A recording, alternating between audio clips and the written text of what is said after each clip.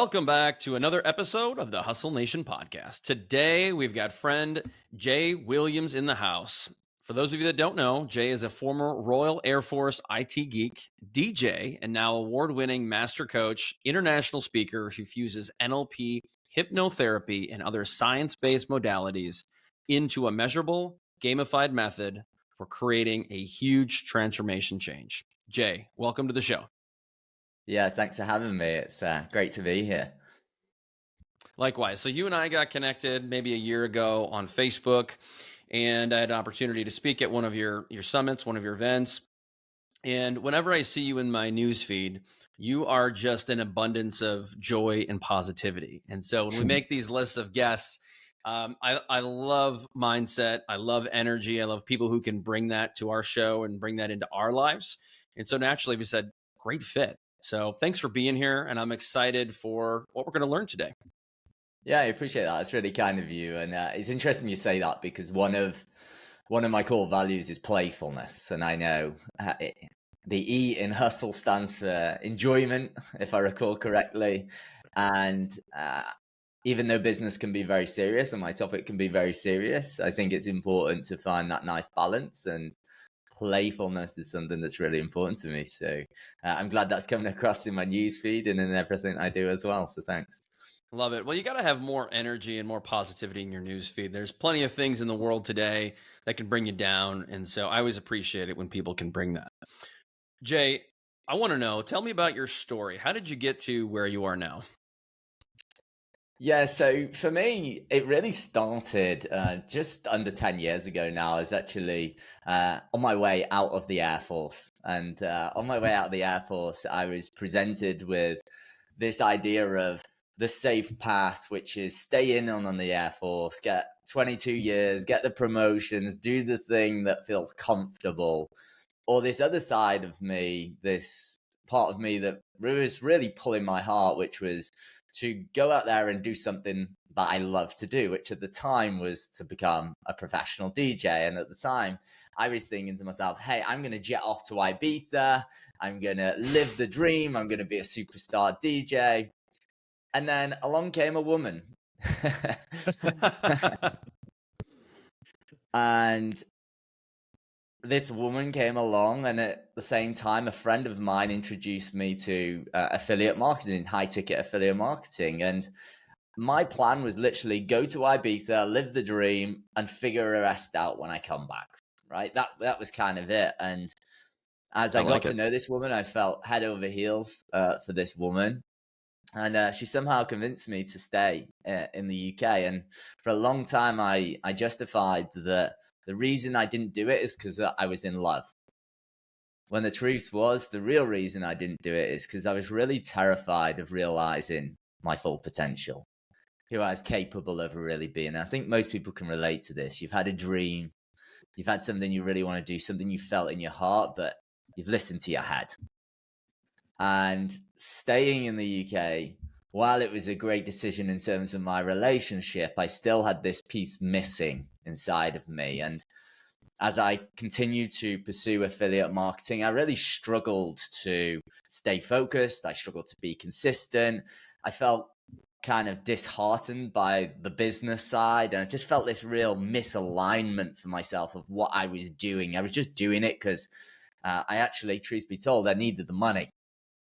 But the problem was I wasn't making any money. For the first 5.5 years, I tried multiple different businesses, but I just wasn't a very good finisher. I couldn't get myself to stay at something consistently. I'd always get to a certain level, and then I would give up or bounce to the next thing. And I spent a lot of time digging in and asking myself, like, why? Why does this keep happening? It's driving me nuts. And I just felt so frustrated that the same patterns kept on repeating themselves over and over again. And this took me on a path, a journey of reading self-help books, studying psychology, human behavior, walked on hot coals, broke boards, did every Tony Robbins program, did the Landmark Forum, did various leadership programs. And I was consistently trying to find the answer to whatever was going on within me. And it reached a point where my wife turned around and said to me, look, I love you. You are my absolute world. But I don't know how long I can stay with you if we keep going on like this. And that smacked me in the gut, in the face and in the heart as well.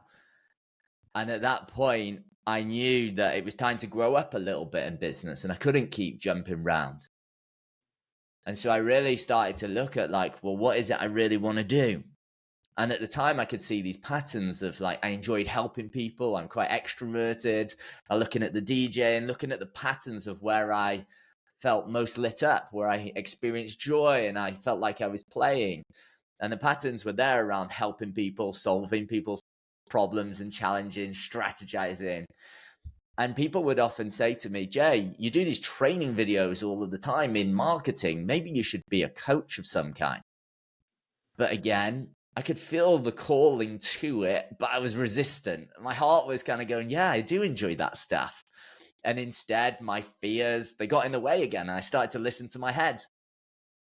And I reached a point where I just didn't know what to do. I had all these fears of having to go back to a job and just thinking how much of a loser I'm going to feel if that happens. And it's then I come across this guy who gave me something completely different to what I'd never learned before about the mind and psychology, and a way to shift things within me.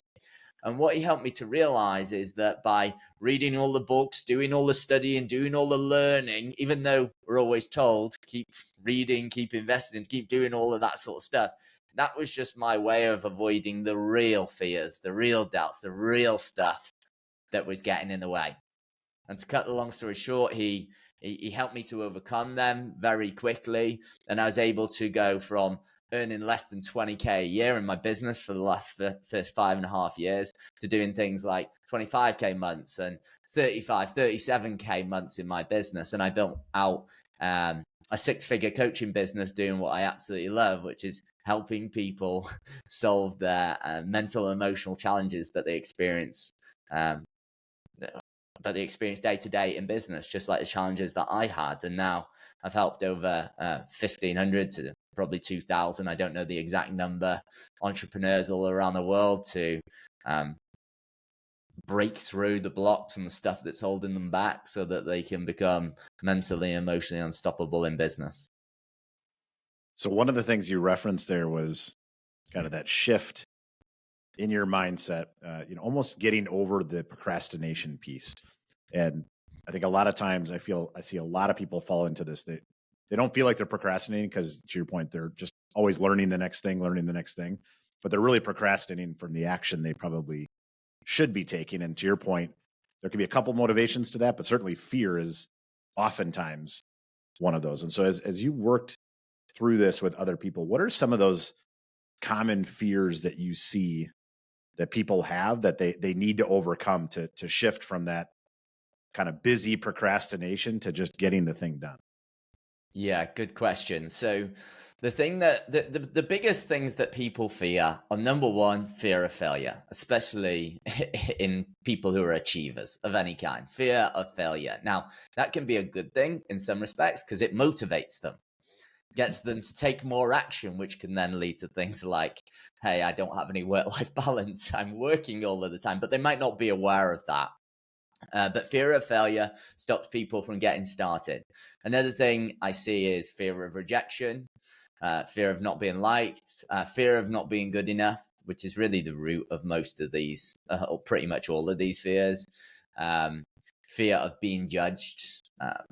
For the world of business, as an example, in the world we live in, being online is important. And so quite often we're told that we need to do more videos, we need to go and speak on stages, we need to do all this sort of stuff. And those are some of the biggest fears. And fear of judgment is one that just kills so many people, because we all want to be loved, we all want to fit in. But unfortunately, if you're going to build an online business, if you're going to generate sales, you're going to come across a few no's, you're going to come across a few people that don't actually like you. And people don't always see it this way, but that's actually a good thing in business. I remember one of my favorite quotes was, love me or hate me, there's no money in the middle. And so I like it. If you can't get people to hate you, you're not going to make a lot of money. That's the truth. Yeah, it's a great point. So how have you seen people overcome those things?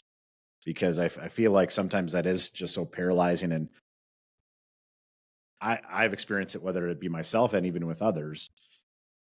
You don't necessarily diagnose it that way initially, No. because you're obviously you're not doing it necessarily even consciously. Yeah. You're doing it unconsciously. So how have you found ways? I know you've done a lot of different with kind of brain training and breaking down kind of mental barriers and things like that. How do you even get to that kind of self-diagnosis piece of, I am like, that's why I'm not doing it, and just get going? Honest answer, it's really bloody hard for people. There you go. And I'll tell you why. It's really hard because you're in it, right? And I remember a great quote from Les Brown. He said, "It's hard to see the picture when you're in the frame." Do you ever notice that It's true. you can see what other people are doing wrong, but it's very hard to see what you're doing wrong? And the reason for that is because we have a number of biases built into our psychology. So, for example, we have a confirmation bias. Confirmation bias is we'll look for evidence in our environment to reaffirm what we already believe about ourselves and about the world. My dad, he's I'll call it football for my purpose of the American listeners, soccer. He's an insane football fan. And you know, when the team loses, whose fault is it? It's the referee. It's it's someone else. Like, it's nothing to do with his team. And I'm like, Dad, but you know, he was offside. He wasn't offside. He was onside, and we just weren't good enough. No. And he just defends that belief system that he has, that his team is right. And so whenever we are in it, it's very hard to actually see it because we have these biases built in. We also have an ego, and the ego hates looking bad. It hates to actually experience inadequacy, because the truth is, a lot of us have a lot of pain. We've all had pain in our life of some kind, whether that was a rejection from a girl or a guy, whether that was in a business which didn't work out, whether that was you went for a job interview or something. We've all experienced some level of pain or rejection, or when it just didn't work out. And so what happens is the mind doesn't want to go there because it also has what's called the positive bias. And Warren Buffett once said something really smart. He said, optimism is the enemy of the intelligent investor. And I remember when I first got into business, and this is, I'm quite outrageous sometimes and I get quite excited. And it was particularly true when I got in business, and this guy showed me how he was closing these like thousands of pounds worth of commission just in a weekend. And he just put some ads on Facebook. I was blown away. I seen that and I went, I'm going to be a millionaire in a year. And I told all my family, told all my friends. I never generated a lead in my life, never built a business of any kind. And I have no idea how hard it would be. The truth is, I also didn't go to Google and search, how hard is it to build a business? How many businesses failed? Because I had this bias that was keeping me very optimistic about the chances of this being successful. And the important thing in this to understand is that the first step is we must get clear on what are the conscious and unconscious blocks that are holding us back. Now, conscious being the things that you're aware of, you're hearing my voice right now and you're aware of it. Unconscious is the 93 to 95% of the behaviors and activities that you're doing all day, every day, your heart's beating, you're breathing, that you're not aware of. So we have to bring those to the surface, and the way you do that is through strategic questioning. That's how we do it, so that we can get clear. So I'll give you a really simple example. I coached a guy last week at one of my live summits, my Mentor Me Live Summit. And this guy had worked, I didn't know it at the time, but he worked with over 200,000 gyms. It was just insane. And he came on and I said to him, okay, what's the thing you want to overcome? He said, fear of failure. I said, okay. So what happens if you fail? And he's like, well, I'll lose my money. I said, and what happens if you lose your money? He's like, I'll end up broke. I says, and what happens if you end up broke? He said, I'll be a disappointment to my kids. So while the thing presents itself as fear of failure, this is very surface. The mind keeps you there because it doesn't want to go there. And this is where people can get their first breakthrough, because the more specific you are, the more clear you are. See, when you're not specific, you often feel uncertain around it. And when we're in that realm of uncertainty, we can't fix a problem that we don't know is the problem. We feel uncertain about it. So we get emotional about it and we try to fix it. And the more we try, the more frustrated we get, the more we can't figure out the problem. And so when we get specific about it, we get to a place of certainty. And as soon as you identify what is the block, you always see a smile on people's face. And what normally happens is they laugh because they realize this is ridiculous. And so for some people, just identifying it isn't enough to help them shift it. Their neurology will do the heavy lifting for them. However, for many people, they have these biases built in, which is stopping them seeing the other side. So we live in a world where we're governed by universal laws. And one of those laws is the universal law of polarity. So there's always an up, there's always a down, front and a back, a left and a right, man and a woman, or something in between. I don't know what we're talking about these days. An east and a west, a benefit and a drawback. There's always opposing poles. The problem is that we all have perspectives or beliefs, if you want to call them that are stopping us from seeing the other side. And when I was coaching this individual and we got to the real fear, I asked him the question. I said, first of all, I know you have a number of reasons why this is bad for your children to think ill of you or to be ashamed of you, whatever it is. And he said, yeah, I have loads of them, Jay. I said, I'm not going to ask about them. I want to know, what's the benefit to you and your kids of this happening? And he's like, what? There's no benefit. I said, did we just agree that there's front and back, east and west, north and south? Like there's always opposing poles. He's like, yeah. So if you're seeing all of the drawbacks, there must be benefits, right? He's like, yeah, but. And I said, whenever you say but, it cancels out everything you said before it. So let's stay with me here. And I asked him again, what are some of the benefits? What's some of the benefits to your son of you being homeless, him like thinking ill of you? It's like, maybe he'll step up finally and grow up a little bit. And I went, that feels pretty good. What's the benefit of that? He's like, well, he'll actually become a mature man. I said, and what's the benefit of that? Well, he'll go on to lead a successful life. I said, and what's the benefit of that? He said, well, I'll be super proud of him. I'm like, awesome. Sounds pretty good to me. I said, what are the other benefits? And I drilled him and drilled him and drilled him. And most people stay at the surface level. And it's, as I said, it's hard to get down into it. And I drilled him and drilled him and drilled him. And we took him from, we score people at the beginning from like a 8 or a 9 to like a 1 or a 2 fear of failure. Yeah. I said, how'd you feel? He's like, you just did some kind of magic on me or something. Because that's what happens, right? When you practice something in private for years or you have enough experience, people describe it as magic or art, but really there's a sequence and a process to it. And it's no different in human behavior and psychology as it is to building a successful business. Jay, I really enjoyed that story. And one thing I heard you say over and over and over again was I asked the question. I asked this question. I kept going. To me, and I've been on some calls like that where I've seen other people have this self-discovery moment and they laugh because it's like, I should know that. Like, how do I not know that? How did I not realize that? But it sounds to me like you're helping people get to that moment by asking questions.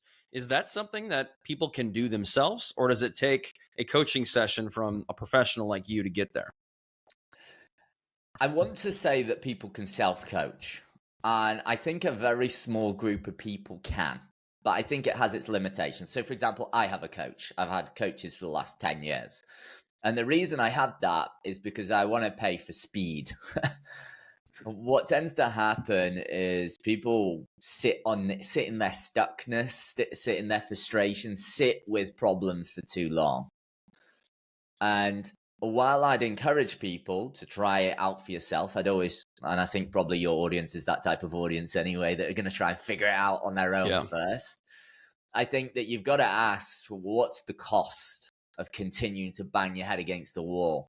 What could you be doing with this time and energy that you're putting into trying to figure this out? And so I'll give you an example of this. I got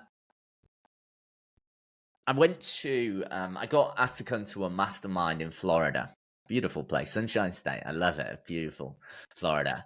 And it was this huge mansion with had a bowling alley and a spa and tennis courts on a golf course. It just unbelievable place. And I remember going to this mastermind, and on the third day, my coach at the time made an offer for a program, and it was $36,000. And I'd gone to the mastermind going, no, I didn't come here for this. I just came here for the mastermind. It sounds really good. I really want it. But then what happened, a bit like when I met my wife, my now wife, which I have a daughter with, I started to try and justify it in my head. Oh, it's because I was in love, right, with my wife. But in this example, it's like, oh, no, it's not for me. It's not the right stage of business. It's not the right time. Oh, but I haven't done that. And I went round and people were asking me, hey, are you joining? And I'd go, no. And I'd tell them the same reasons, justifications and stories that I was telling myself. And they'd go, yeah, I agree. It's the same for me. Yeah. And that night, my coach comes up to me and he goes, so what's the objection?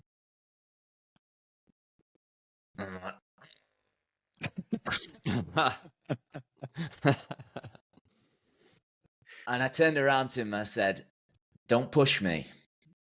Because if you try and push me, there's a door there. I'm either going to walk out of that or I'm going to punch you in the face. Wow. And his wife comes and stands next to him. And then a few more attendees, and he turns around and really coolly just goes, that's not an objection. I love that. And I said to you, I'm telling you, do not push me. Do not push me. And he goes, watch this. Jay's going to coach himself into the sale. So I said, give me 10 minutes. So I walk outside and I'm walking up and down this pool going, what is it, Jay? What's the fear? What's the fear? Because I knew it was fear. What's the fear? It's always fear why people don't buy. What's the fear? What's the fear? And what happens with, it's a good little tip for your listeners. If you're ever unsure of what it is, you will try asking it in a certain way. So if I just go, what's the fear? And that isn't giving you the answer, you need to demand it from your unconscious mind. So you need to go, come on, what's the fear? Change your tonality, change the way you're asking. And what happened was that still didn't work. So I changed my tonality again. I'm like, come on, what's the fear? Come on, what's the fear? And straight away, money came up for me. I don't have enough money. And the next question I asked myself is that really true? So I pulled up my phone, and the best way to shift any limiting belief is to actually get new evidence to reaffirm the opposite of what you think is true. And that's what I do with questions, right? I just help people to see it for themselves. And I look at my banks and I'm like, okay, yeah, I've got the money. It's not the money. It's not the money. And then I'm like, what is it? I'm walking up and down this pool, frantically breaking a sweat. And I'm like, I don't know. I'm not doing the work. Not doing the work. And I don't want to invest in something that I'm probably not going to do, like all the other programs that I've invested in. I go, so what can I do about it? And me being the optimist, I went, I know. If I can get help with, I was doing a DM strategy at the time, like DMing people on Facebook and getting them booked on calls. If I can figure out how to get this DM strategy going, then I can make it work. And at the time, he had one of the best DM, appointment setters in the world, in my opinion, on his team. And I went up to him, his name was John. I said, John, look, I need your help. I'm not buying the program unless you teach me how to consistently book people and you work with me. and I want you to hold me accountable, because accountability, I think, is important if you can't get yourself to do the thing. And he says, how much you need? And I reeled it off. And then he turned around, he's like, okay, done. Are you in? I'm like, I'm in. I went there, I paid the 36K, I was in the program. The following months, I did my biggest month ever, 37K, and then continue to go on to have consistent months, 25, 30K months from there. And that's the power of being able to coach yourself. But very few people have the awareness, for one, and two, the persistence to try and find an answer, because who wants to pay 36K? Right. That is painful for a lot of people. And so that creates a lot of emotion, and that's ultimately what gets in the way. So if I was giving anyone ever advice, I'd say, if you want speed, go and hire a coach. So to follow up on that, one of the things that you hit on was the accountability piece, which Chris and I have actually been having conversations around this in the last couple of weeks. And, there's this balance of, for both Chris and I and many, many other people we've talked to, there's almost like two camps. There's those that will pay for accountability and those that won't. And so to your point, from my standpoint, I same thing. I also have a coach. And it's for those reasons, right? It's for someone to see outside of my forest, right? To call me out and say, look, this is what reality is or isn't. But there is also, I actually refer to him as kind of like my mini board of directors, right? Where he's holding me accountable, right? And I have to explain myself to him every month. And, kind of like what you said, it's not necessarily that he always gives me the answer, but he's asking me questions that are allowing me to get out of my own head. And so I'm just curious, as you've kind of gone down this path, that like you were willing to do it in some ways, like because you wanted to be held accountable. And yet there's a lot of people that's what shies them away. Do you have any insight as to maybe what kind of creates that distinction or what drives that? Yeah, it's a really good question, because I've always created accountability for myself, because I understand how motivation works, and human beings, we're motivated to move away from pain and towards pleasure. And I think the challenge, especially in business owners and entrepreneurs, or anyone who just values freedom and autonomy and flexibility, is that we make the freaking rules, right? And so if it doesn't get done, it's kind of like, So I've always found that within myself that I need that structure in order to get myself to do the work consistently. That's not to say that I'm not motivated, because I am. I can get myself to do a lot of things. But like all human beings, we all have a threshold. We all have a limitation of what we're willing to do. And I could speak to both of you here, and I could quickly find your limitation very quickly. Yeah, just by increasing the stakes. And why some people shy away from accountability is because they, just in my opinion, they don't like the idea of the fact that they're actually going to have to do the work. And they don't like the idea. And then there's the other side of it, where people are like, they still feel like they have a point to prove, and they feel like if I haven't done it on my own, then I haven't earned it in some way, or it needs to be that lone wolf nature.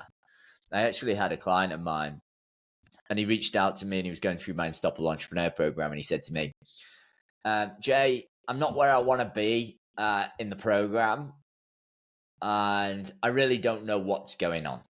And I asked him a few questions. I said, okay, are you committed? He said, yeah, I'm committed. I said, okay. Are you really committed? Yeah. Okay, here's what we're going to do. Every day for the next 2 weeks, for 30 minutes, we're going to get on the phone. First thing in the morning, we're going to get on the phone, and we're going to set an intention for the day and outcomes that we're going to create, and you're going to do it. And then the next day, we're going to review what you've done, and then we're going to set a new intention, and the next day, and the next day, and the next day. And he turns around, and he's like, oh, shit. That means I'm actually going to have to do the work. Huh.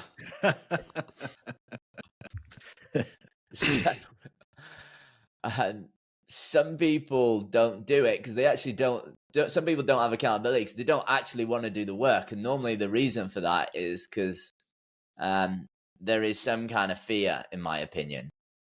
And so they want to stay in what's comfortable. And they want to say, oh, yeah, it's the weather. I didn't have the strategy. I didn't have the time. Oh, it's the program. Oh, it's this. That's the problem. So they want to blame other things.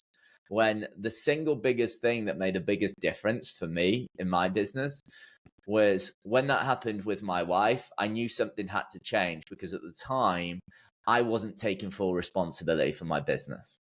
I was treating it like a hobby. I was what's called a one-trepreneur. I was wanting to create a bigger life for myself. I was wanting to build a business, but I wasn't willing to do what it takes.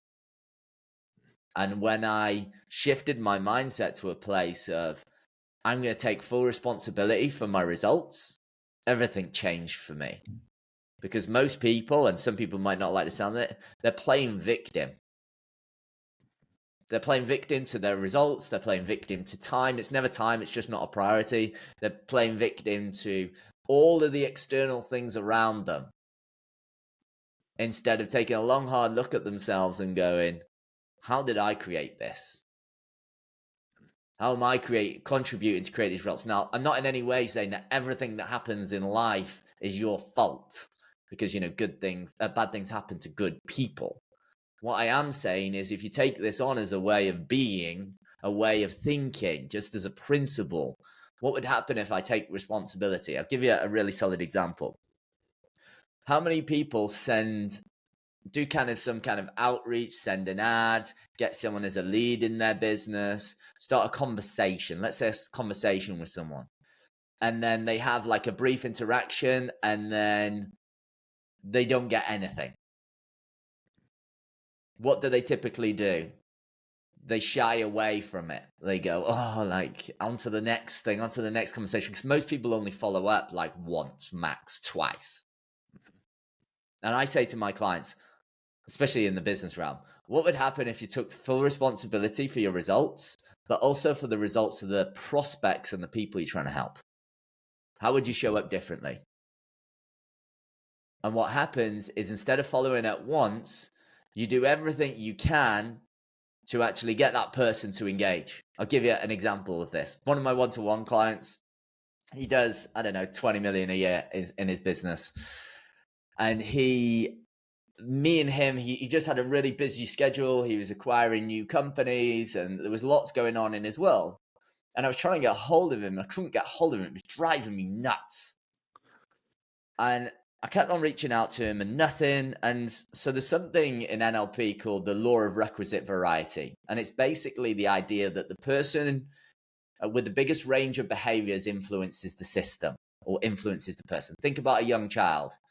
If they want an ice cream, they say, can I have an ice cream? When you say no, they go, please, right? And they change their behavior and flex in their behavior until they ultimately get what they want. And this particular client, I knew his partner, and I reached out to her. She couldn't get him to get on the phone with me. And I thought to myself, I tell you what could I do here? And the thing that came to mind was, this guy likes to go for a walk first thing in the morning, and he doesn't have any distractions.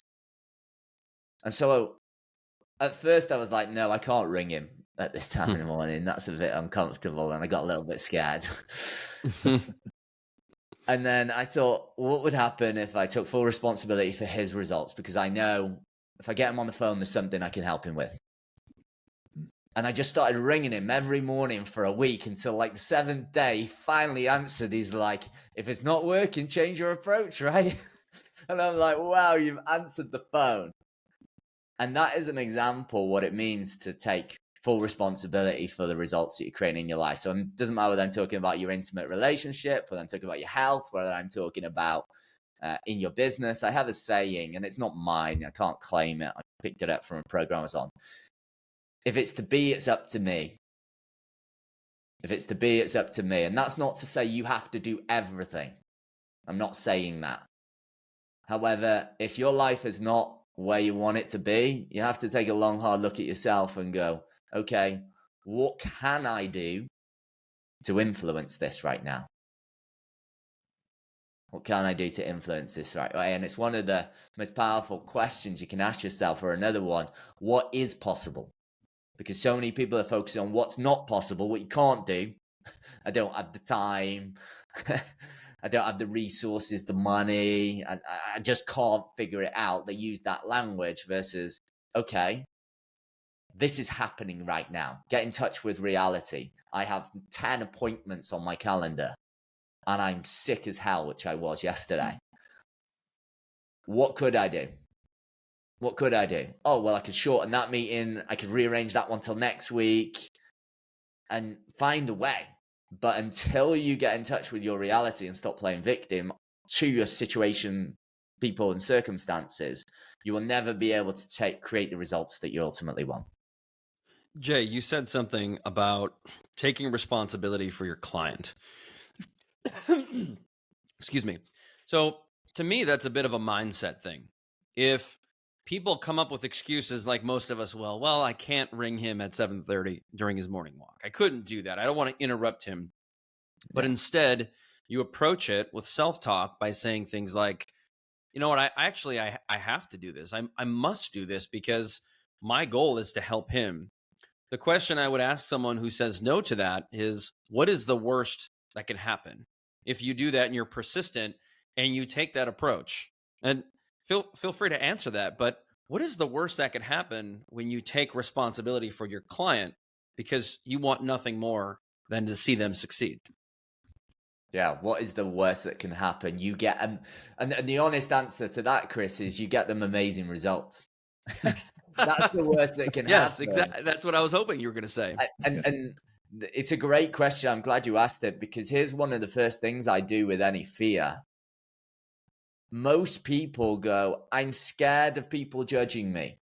I'm scared of it not working out. And I just go to them, what if that does happen? What are you going to do then? Because what happens is we get anxious about an event happening, but actually and we feel uncertain about it. But what happens if you play that over in your mind and then you formulate a plan for when that does happen? Not to say it will happen, but at least you're prepared for it. So now you've equipped your mind with the resources to know what to do should that ever happen. And most people don't do that. I remember there's a really good question on the Diary of a CEO in the book by Stephen Bartlett. If you don't know who he is, it's an incredible podcast, great book. And he asked a question that most people aren't willing to ask themselves. And that is, what's the reason this will fail? What's the reason this will fail? And when you ask the question, what's the reason this will fail?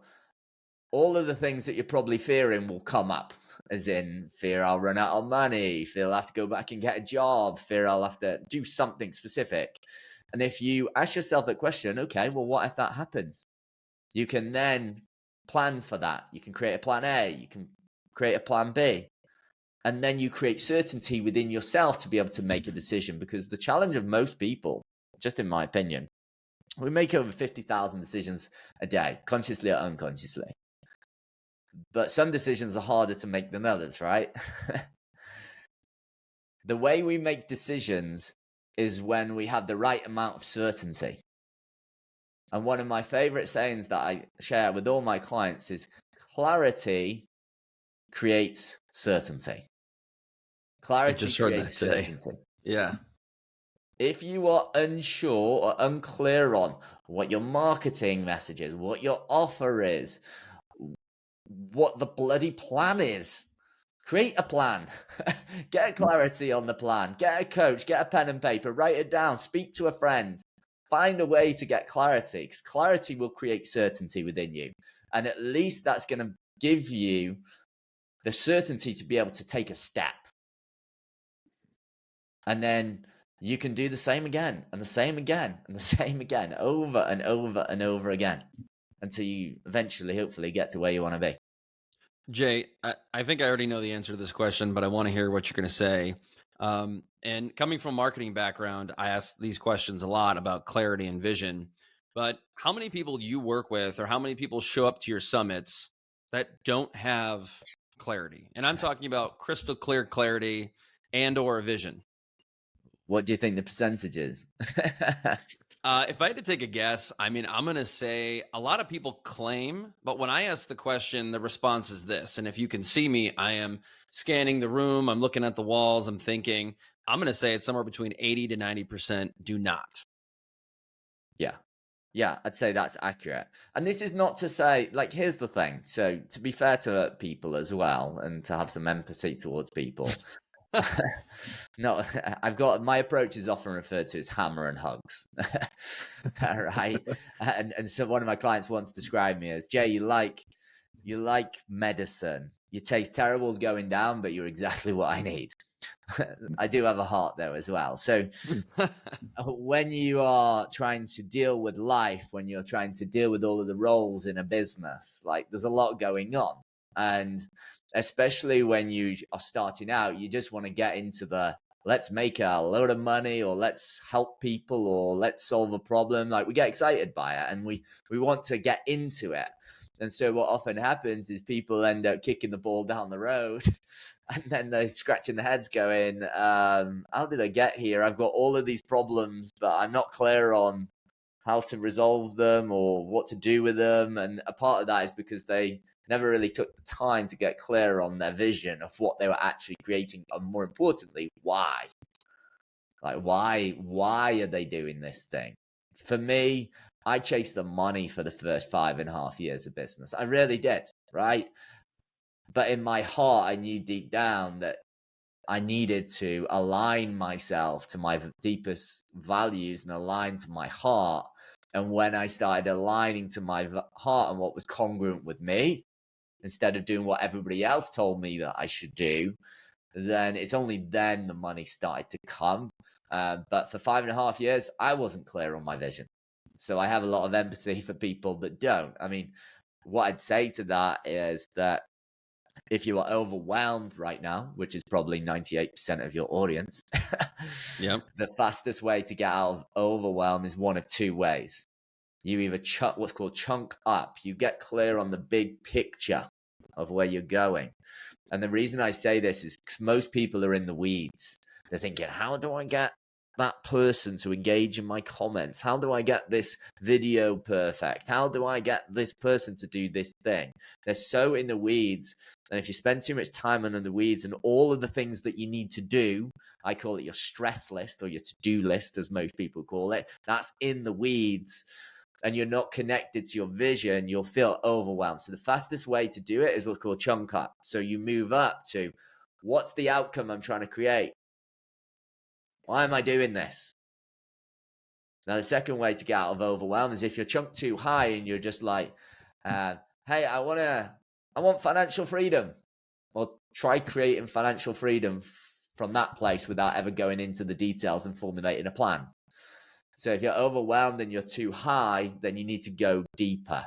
You need to chunk into details and formulate a plan, get a strategy, and then start taking those steps. So I do have a little bit of empathy for people, and I think it's important that people get that. But the most important thing I'd probably say is that if you don't have a vision right now of where you want to go, you wouldn't get in a car and go to the destination of somewhere. Exactly. And the mind and drive really fast. Yeah. No, here's the last thing I'll say on this. The mind needs very specific instructions. If you set a goal and say, I want more money, well, the mind's going to give you like $1 or $1 or something. Right? It's going to find a way to find $1, because we have something called reticular activating system.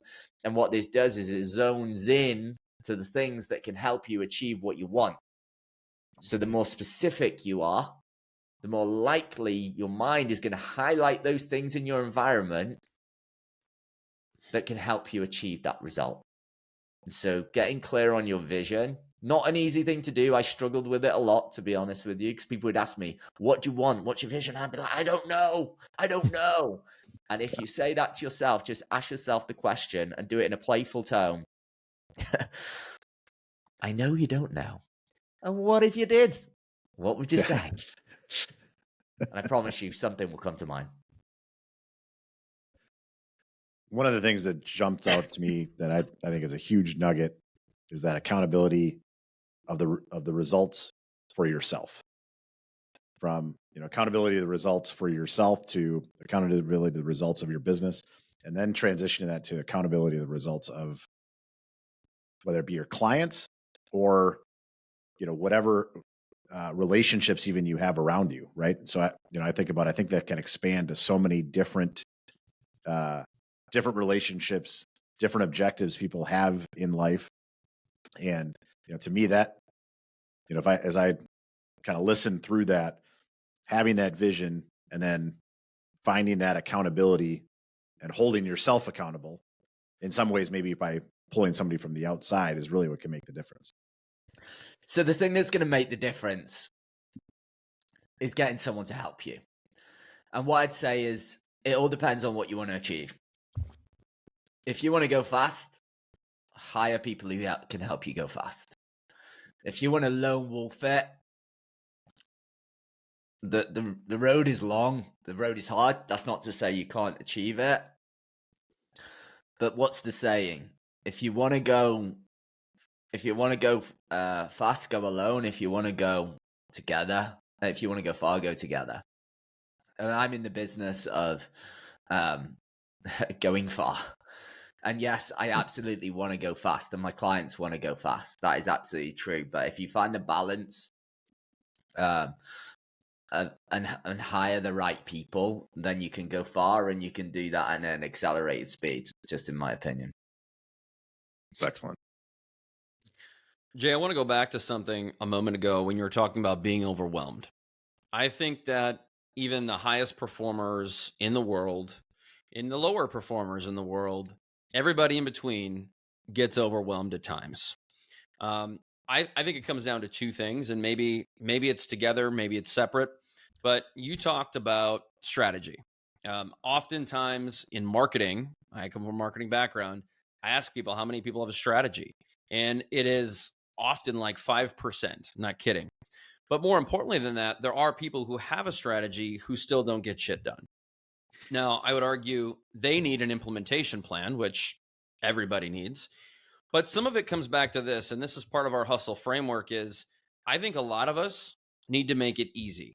And so one of my phrases and taglines I use in marketing, we use in hustle, is make it so easy it's fun again, so easy you'll have no excuses. Do you think that that's fair? And does that fit into a lot of what you do? Yeah, well, the mind is programmed for the path of least resistance. And if you look at every big brand, they understand this. For example, Amazon. What did they introduce? One-click purchase. Why? Because they want to make it easy for you to buy. If you offered two people two different offerings, one is, hey, for 90 days, you're going to go to the gym every day and you're going to eat lettuce, versus here's a magic pill. Which one are they going to choose? It's going to be the magic pill. So the mind is programmed for the path of least resistance. And it's smart that you say that, because I think that if you can find ways to make it easier for you to do the work, to do the behavior, then you're more likely to build the habit. And as a result, you're going to get the result. Most people make it way too difficult for themselves. Agreed. They overcomplicate it. And so as a result, they never end up doing the work. For example, what happens every single year in January? New year, new me. The problem is it's a new year, but it's not a new you. You still have all the same beliefs, the exact same identity as you had 1 minute ago before midnight. So the challenge then is people go, I'm going to change my life this year. And they try and do too much too quickly when they've conditioned themselves to be a certain way for 20, 30, 40 years. And then they use willpower to try and change, and they make it really hard for themselves to succeed, and then they fail. And I think it's something like 80% have given up by the end of January. And if they were to actually instead say to themselves, okay, what are the things I need to change within me in order to create the types of results that I want right now? And let's just assume, for argument's sake, there are 12 things. Okay, what if I worked on one of these a month for 12 months? Or if let's say there were 6 things, I just worked on 6 things. I think in the book Atomic Habits, it says on average it takes about 66 days to form a habit. It's different depending on the habit. Some are easier to do than others. But if you were to do that, you'd be more likely to create a change because you've made it easier to win. Most people have crazy ideas of what success looks like for them or what success should be. This is one of the reasons people never feel like they've had a successful day or a successful week, because they try and do too much. I'll tell you what my version of success, and everyone can ask themselves what their version of success is. My version of success, and I'm doing this on this podcast, my version of success, quite simply, is my measure of success is if I help one person a day, I'm winning. If I help one person a day, I'm winning.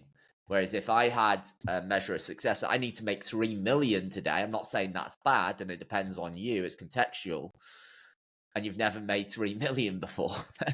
Well, it's easy for you to feel like a failure. And so what I'd say to that is make it easy for you to feel successful and make it easy to actually be successful by eating an elephant one bite at a time. Love it. Jay, that was a phenomenal way to wrap up this conversation. And I'm very grateful and appreciative of your time today, because we do talk a lot about leadership and mindset. But this was a whole new conversation to us and a whole new path that not only I think added a lot of value for us, but will add a lot of value to our listeners. So thank you for being here. But before we let you go, tell us a little bit more about what you have going on and where they can find you. Yeah, absolutely. I've got a number of summits coming up this year. I'm actually doing 9 summits this year. I've got the AI for Impact summit coming up next month. And then I've got Clients on Demand and a number of AI summits throughout the year. So if you want to connect with me, you can visit my website, jwilliamscoaching.com, or you can go and follow me on Instagram, jwilliamscoaching, or you can find me on Facebook as well. Jay Williams Coaching, so you can find me there. And come along to one of my events. We put world-class speakers. We've had the number 1 marketer in the world, Neil Patel, speak on our stage. Chris has been on our stage, and we just had some amazing speakers. And people are truly blown away by our events. Someone actually said to me, Jay, how did you get all of these people, these top people my question. At your summits? And it really comes down to how you lead yourself. And that's the honest to God truth. Because I know getting some of these speakers on a stage, but it really comes down to how you're leading yourself. And that helps you to be able to lead others and influence others in a way that, for me personally, allows me to add value to the world and make a difference. And I could vouch firsthand. I've attended. There are some really phenomenal speakers and some that I've even connected with. There you go, folks. I think that you got to go out there and check it out. Jay posts some awesome videos and great content on social media. Check him out. For all of you listening today, for your downloads, thank you so much. We appreciate your ears. Until next time, peace.